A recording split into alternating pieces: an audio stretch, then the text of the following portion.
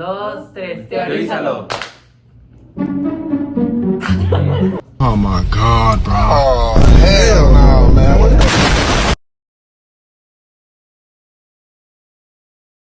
Muy bien, entonces nosotros vamos a hablar en esta ocasión de la fenomenología de Husserl. ¿Qué es la fenomenología de Husserl? Para darles un poco de contexto. Una pregunta, ¿tú te sientes bien? Como contraparte. ¿Tú estás tomando algún medicamento? Tradicional. ¿Qué era la filosofía tradicional? Era tal cual conocer y llegar a la verdad por medio de la objetividad, por medio de la razón. Ligado también al positivismo, dar respuesta esa otra parte a lo que el positivismo planteaba, que era llegar a las cosas que conocemos o llegar al conocimiento por medio de un método científico, por medio de la ciencia.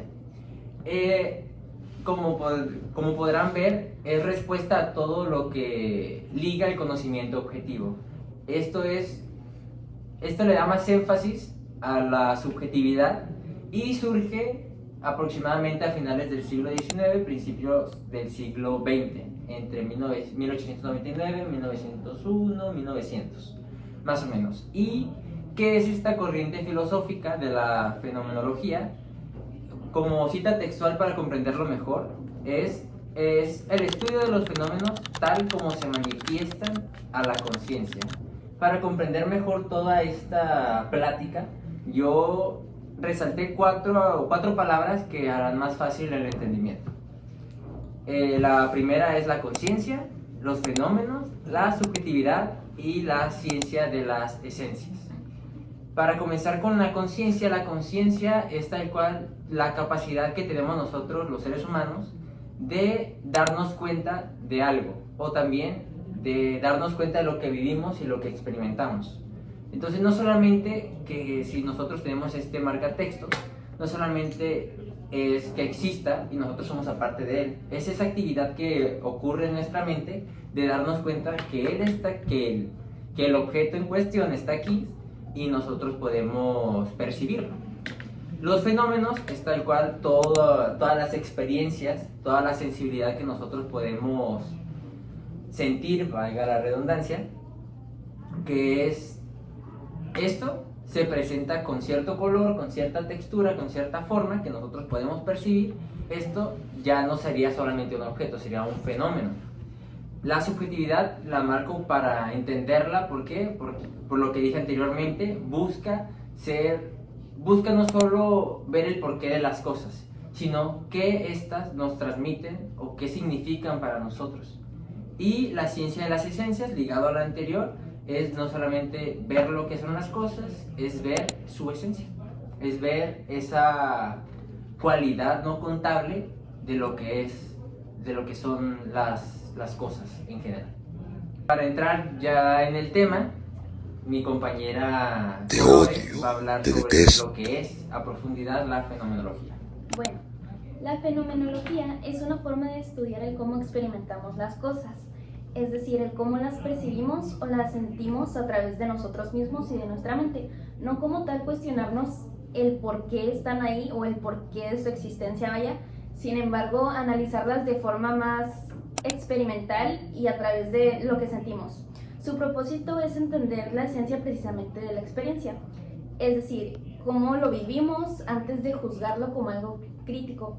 Un ejemplo que les puedo dar de esto es cuando preparamos una taza de café, que al hacerla no nos cuestionamos tal cual por qué proceso químico pasa, sino que más bien tratamos de percibir más lo que sentimos a través de los sentidos, que son el olfato, el tacto, el aroma, el sabor, y no básicamente el de qué está compuesta esta taza. Entonces eso sería más o menos un ejemplo sencillo de lo que es la fenomenología y de lo que abarca.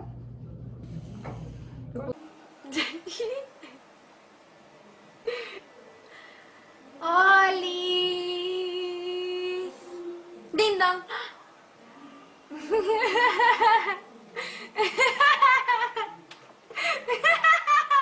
Bueno, para continuar vamos a pasar con mi compañero que va a hablarnos un poquito de la intencionalidad de la conciencia.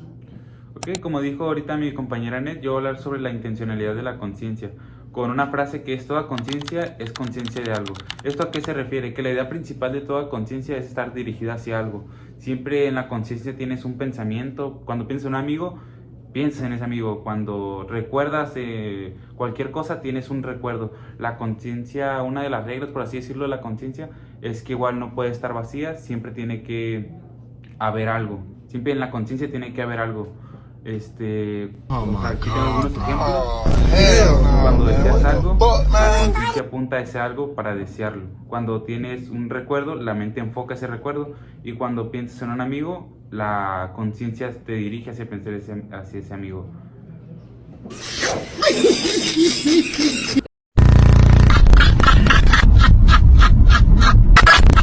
A continuación vamos a hablar del método con mi compañera Dana de la fenomenología de Husserl. Muy bien, como toda buena corriente filosófica va a haber un método en el cual se va a regir, ¿no? En este caso va a ser el epoché, si lo hablamos derivado del griego, o si no va a ser epoché, ¿no? ¿Qué consiste esto? Básicamente vamos a poner entre paréntesis. ¿A qué me refiero con esto? Todo el conocimiento que vamos a ver, que vamos a interpretar, que vamos a ser conscientes de que sabemos, porque el ser humano tiene ese patrón, ¿no? De asumir que ya están las cosas. ¿Qué significa el epoché? Que vamos a tratar de, no de eliminar, pero en vez de cuestionarnos si es verdadero o no, nomás nos vamos a dedicar a observar. Básicamente, ¿qué se trata esto? Que es como abstención o suspensión del juicio. A continuación les pondré unas imágenes, ¿no? ¿Qué ven aquí? El punto es que esto puede ser muy interpretativo, como se mencionó al inicio, la subjetividad es algo que se trabaja. Vemos una imagen que puede tener distintas interpretaciones, por ejemplo, ¿tú qué miras? Un gato. ¿Tú qué miras? Un gato. ¿Tú qué miras? Un perro. Un perro. ¿Tú qué miras? Un perro. ¿Tú qué miras? Un diente.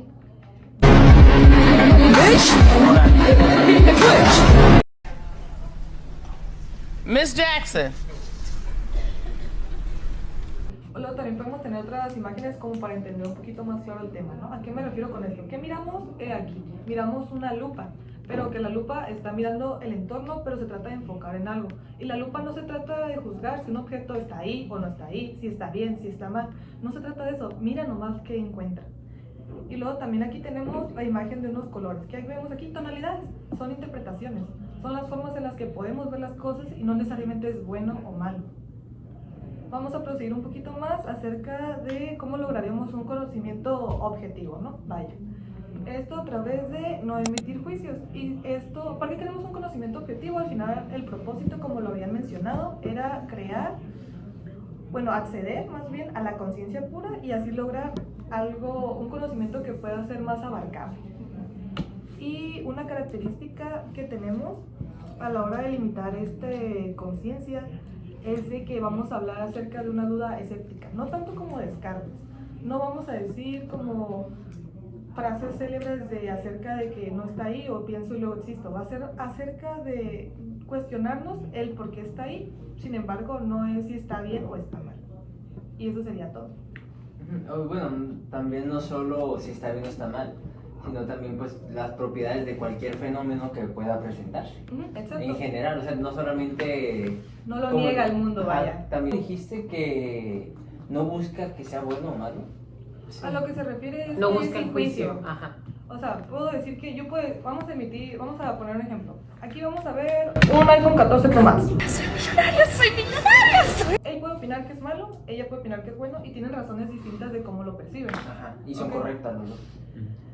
Yo es lo que digo, Digamos- tú dices que es incorrecto. Oh my yo- God, no bro. digo Oh, eso. hell no. O sea, Ya está depende de cómo lo Ajá, mires. está bien que Precisamente- tengan emociones y todo, pero eso no nos va a ayudar a hacer conocimiento. Es por eso que no nos resulta útil y es por eso que se usa el método de sin juicios. Lo que se refiere con no juicio, o sea, quiere decir de que, supongamos, tú y yo tenemos puntos de vista contradictorios o diferentes, tanto tú como yo tenemos que despojar a la cosa de ese pensamiento, para yo no pensarlo como algo bueno, tú no pensarlo como algo malo, ni viceversa.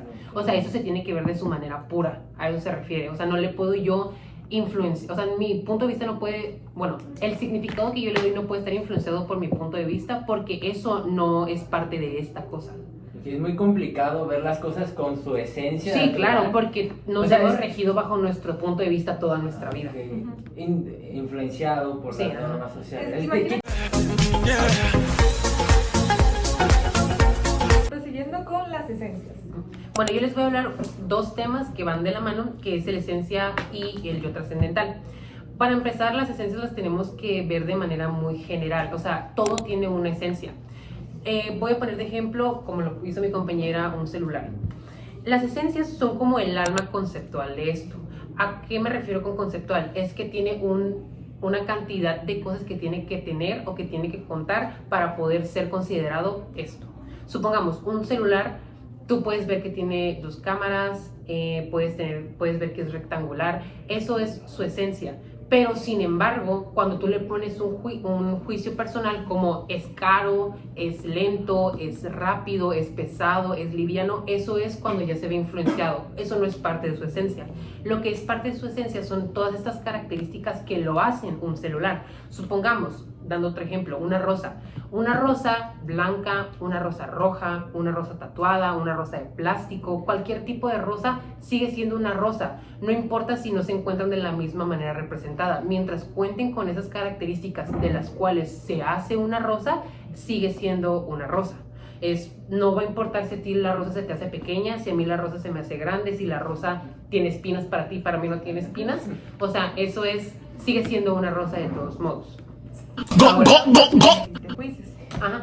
Ahora explicándoles el segundo concepto, que es el yo trascendental. Este es un poco más difícil, entonces ocupo que abran tantito su mente para que lo puedan entender, porque esto es lo más complejo y lo más radical que Husserl entregó en su fenomenología, o lo que presentó ante el mundo.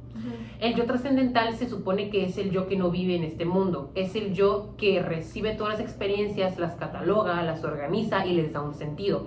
Este sentido se los da como sentido puro. Entonces volvemos a lo mismo de que no está bajo, o sea, no se rige bajo un prejuicio. O sea, el yo trascendental lo puedo explicar fácilmente como el ver una película.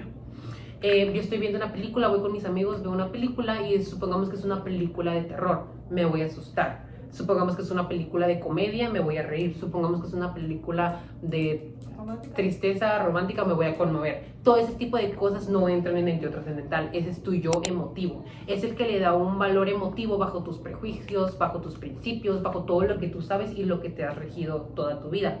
El yo trascendental lo que hace es acaparar todo el conocimiento, toda la experiencia, toda la información que acabas de obtener y la organiza, le da un sentido.